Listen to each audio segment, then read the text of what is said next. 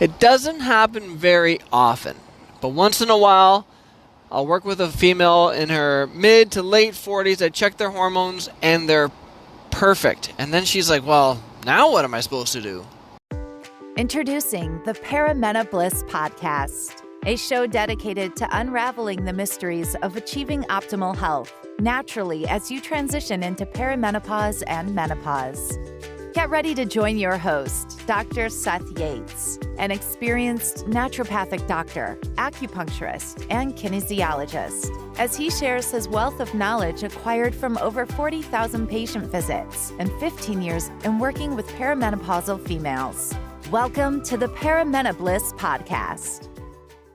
Hey, this is Doc Yates. Welcome to the Paramena Bliss Podcast, brought to you by perimentalbliss.com. And today I want to discuss, what do you do when the lab tests say that your hormones are basically perfect, but yet you're in perimenopause and you're still having all of these symptoms? The first thing is to realize is that your hormone range is huge. I mean, absolutely the biggest range on testing. So big that they often don't even say, like, it never will show up abnormal on a test, because whatever it is, the doctor will be like, I don't know. There's a number there. Here's the thing. Not only do the hormones vary dramatically throughout your cycle, especially progesterone. Well, no, I shouldn't say that. Both estrogen and progesterone vary dramatically throughout your cycle. But in perimenopause, we're predominantly dealing with progesterone. So, not only does it vary tremendously throughout your cycle, it also varies quite a bit between individual. So, whereas thyroid, I'm very comfortable kind of narrowing my range and saying, no, I have found consistently people feel better when they're between this more of a narrow range versus the typical Canadian range or American range.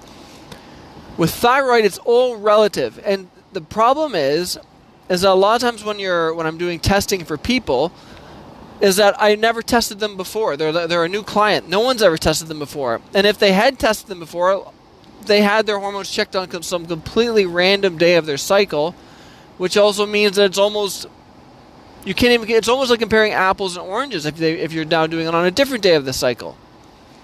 So here's the thing you need to remember. Hormone changes are relative.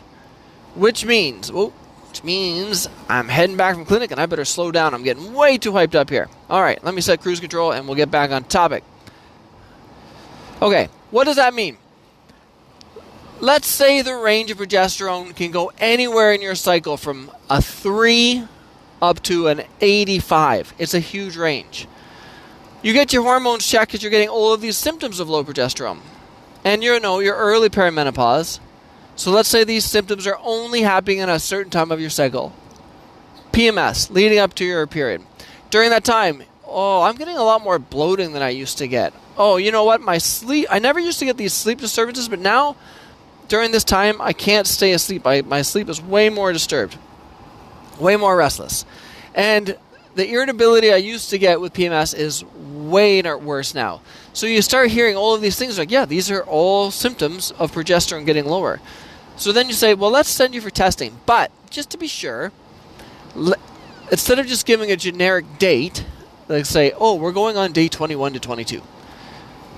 Given the symptoms are so strong, let's go during those symptoms and we'll see what it's like at that time. Now, you're still getting a test without anyone ever doing that before.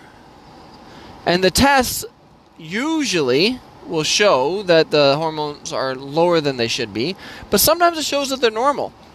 They could be dead center in the middle of the range. And you're like, well, maybe it's not the hormones, it's dead center in the middle of the range. That's where people get confused. When it comes to hormones, it's not about necessarily where you're at, it's where you're at relative to where you were. Let's say someone was dead center of the range at 45. And you're like, well, no, you're dead center of the range, but you have all these symptoms.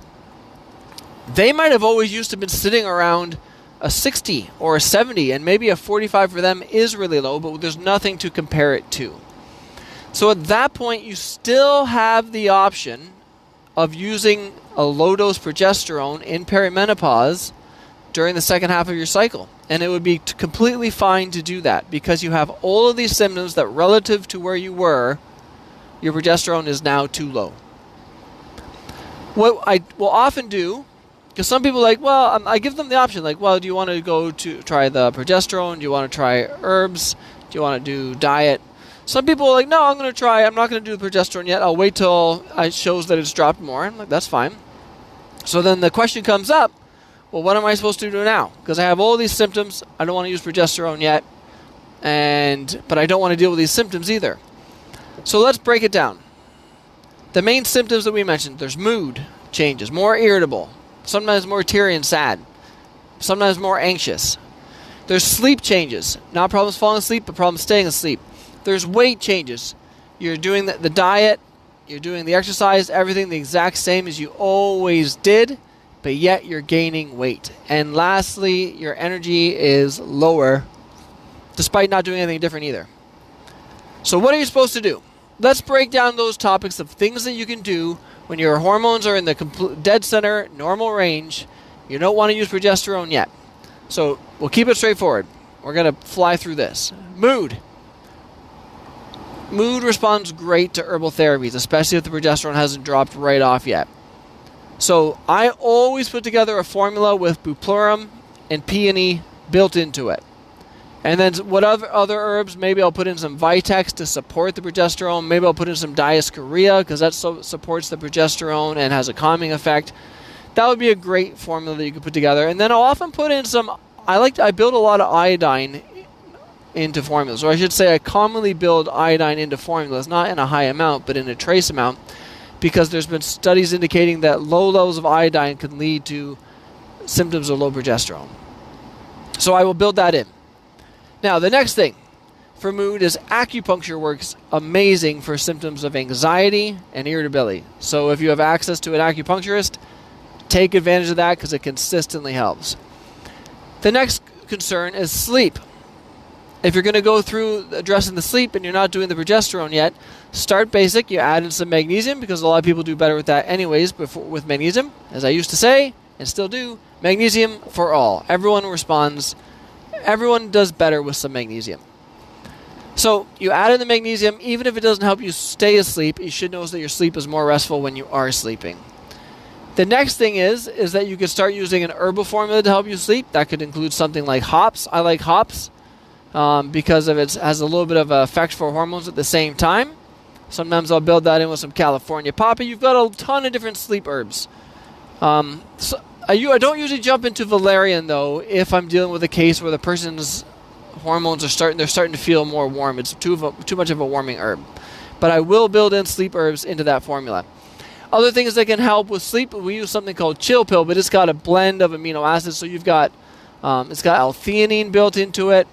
It's got GABA built into it, 5-HTP built into it. And those things work great for sleep. Now keep in mind, like when I first started practicing, naturopaths back then weren't using bioidentical hormones. So we had treatment protocols for all of these things before we even started using progesterone. But once I started using progesterone, I was like, oh, this kind of replaces a lot of these things, and it's way easier for the patient to take one thing as opposed to 5. The weight. Now in terms of the weight, as people go into estrogen dominance and their progesterone drops relative to estrogen, you will see changes in their weight.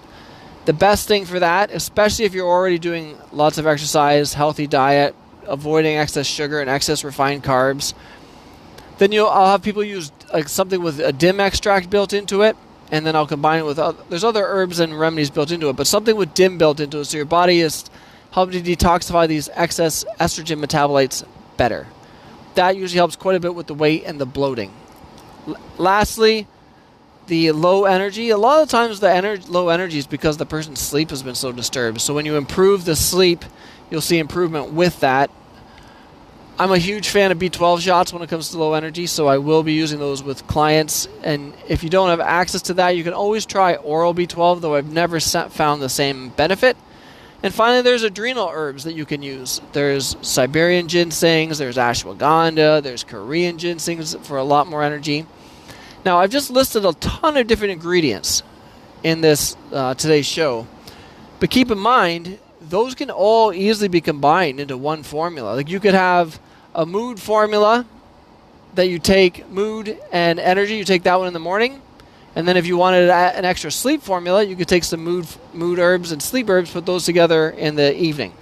So you could just focus on one or the other, or take both. And then you would retest your hormones in 6 months to a year and see if anything's changed. And then maybe at that point, you'd consider the progesterone. But again, you can always, if you're in mid-40s or later, you can start the progesterone during the second half of your cycle. If you have any of those symptoms and feel comfortable with it, assuming you're not going with you're doing with a low dose. So I hope this information was helpful. This is Doc Yates signing off. Thank you for tuning in to the Paramena Bliss podcast. Don't forget to hit the subscribe button and visit paramenobliss.com for more valuable information on how you can thrive during your transition through perimenopause. Join our community of like-minded women who are dedicated to achieving optimal health naturally, and stay up to date with the latest tips, tricks, and advice from Dr. Seth Yates. And we'll catch you on the next episode of the Paramena Bliss podcast.